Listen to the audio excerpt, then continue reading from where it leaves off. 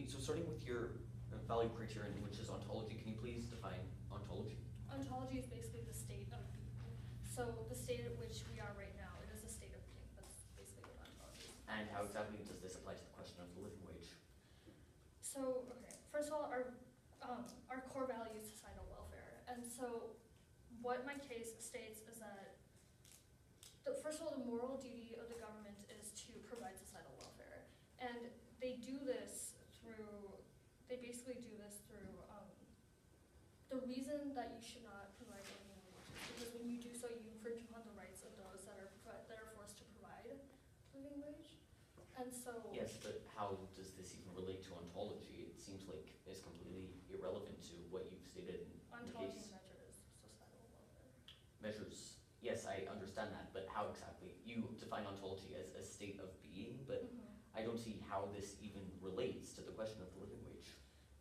So as I stated earlier, the resolution deals with a just government only, and so the reason that it supports societal welfare is because it upholds the natural rights of the people. If that answers your question. Okay, thank you. And moving on to your first contention, which is, could you repeat the tagline? My third contention? First. Oh, first contention, sorry. Okay, so a just government requires employers to pay a living wage. And it does this. That's the resolution. Okay, that was also, no just government requires employers to pay a living wage. I'm sorry. Okay, and so your first subpoint for that was property. However, Yes. how exactly does the living wage have an issue with property? What you're doing is, okay, so we need to look at money as property of the people that are providing it towards the employees, yes?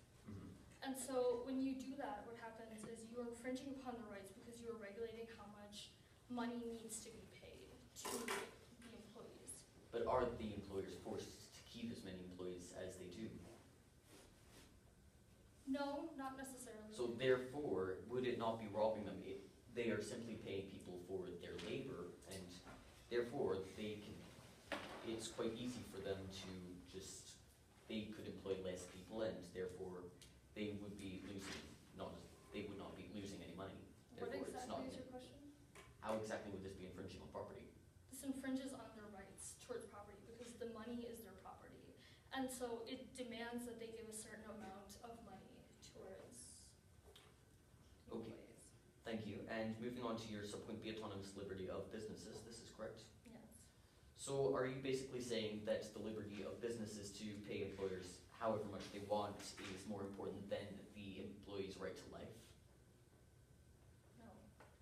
Because my first contention is stating how the living wage is in and of itself protects life, because it allows people to pay for property, and therefore by taking the living wage away and giving this liberty back to the employers, would this not be violating the right to life? You are assuming that they are both directly, that they can both be directly measured in the sense that they are equally measured, which we can't necessarily apply to the situation. The question